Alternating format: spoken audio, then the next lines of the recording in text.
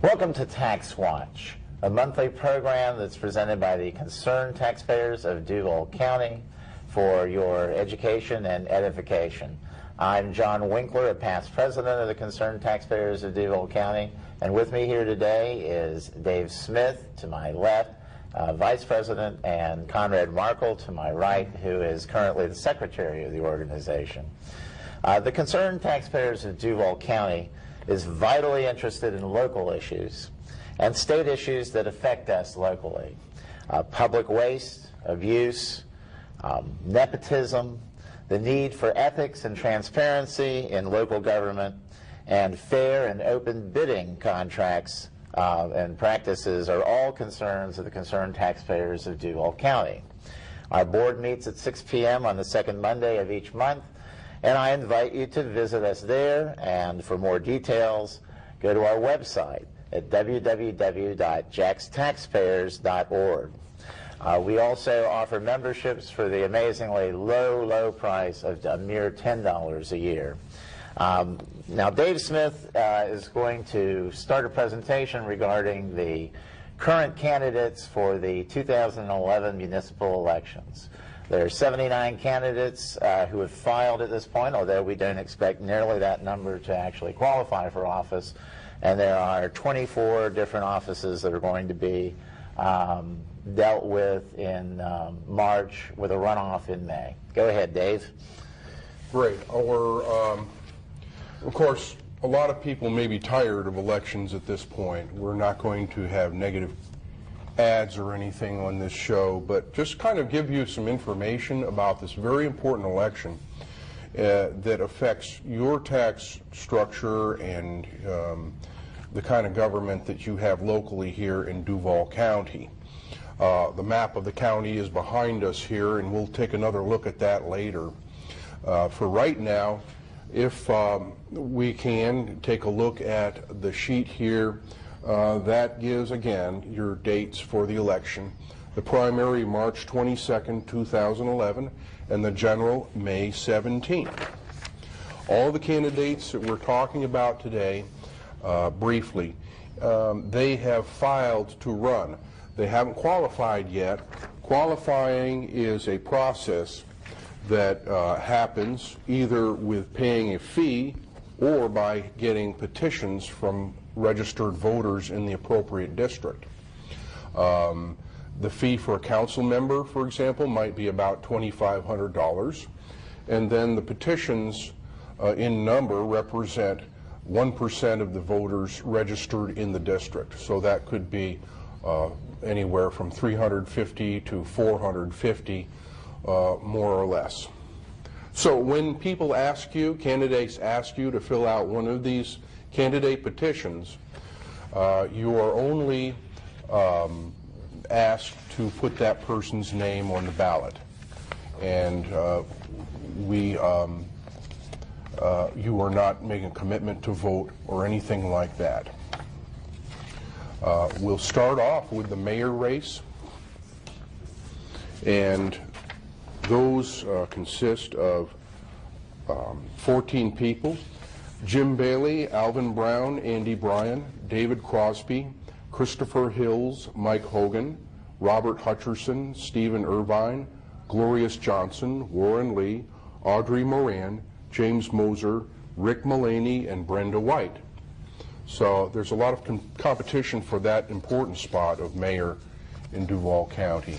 So obviously John Payton has been term limited, so unlike the last election where he had nominal opposition with a mayor running again, we once again have an open seat, and it's attracted, as you say, a whole lot of attention. Now, of these people, only a few are reasonably well funded, though, isn't that right? Correct, yeah. We don't endorse anyone who's funded or not funded, but generally funding is an important factor in a successful campaign. All right. Is there any feel at this point that you've heard as to who a front runner might be? I have not. So. No, I'm not going there, John. Okay. Well, take it for what it is. On the sheriff's race, apparently John Rutherford didn't think he was going to have any serious competition until very recently. And yet, in fact, he does have two opponents, two competitors. The complete list: Soren Brockdorf, Ken Jefferson, and John Rutherford.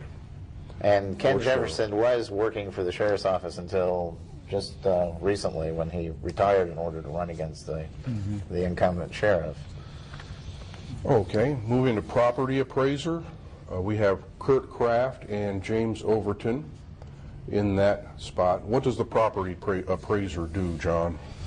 Well, the property appraiser is the politician, constitutional officer who has the unenviable task of going around and assessing all of the real estate and business personal property in the county, so that when a tax rate is attached to it by the city council, we can determine how much each individual property owner will have to pay. And recently he's had a lot of difficulty with maintaining the property tax base in the county due to the collapse of the real estate market. A very complicated and comprehensive job that affects your tax bill in the final analysis. It is, in fact, should be considered to be a technical position. Mr. Overton's now held this office for 2 terms, 8 years.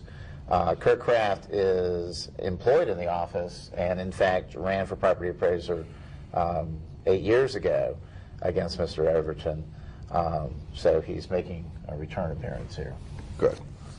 And we move to tax collector. Our candidates are Michael L. Corrigan Jr., Dick Kravitz, June E. Schultz, and Ryan Taylor for tax collector. Having run for that office, John, I'll bet you can tell us all about that. Well, the incumbent tax collector, Mike Hogan, has decided that he would prefer to run for mayor, and you read his name a few minutes ago, after 8 years. Now, the constitutional officers are not limited to 2 terms. They, in fact, can run for as many terms as they can hang on to, provided that the voters continue to put them in there, notwithstanding the fact that we attempted to prevent that through local ordinance as well as a state referendum. The present gentleman who's running for tax collector, Michael Corrigan, is currently District 14 city councilman. Dick Kravitz has been around. He's a former city councilman and a returning recycling politician. Ms. Schultz and Mr. Taylor, who are the other 2 candidates, are presently employed in that office, and presumably has some experience working in the tax collector's office, unlike the 2 politicians. Or some experience. I couldn't tell you how much. Okay.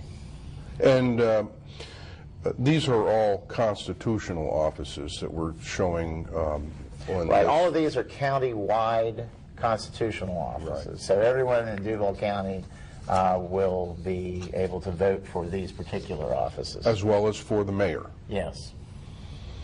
Anyone in the county, okay? And that also applies to the at-large city council positions that are described as Group 1, 2, and so forth.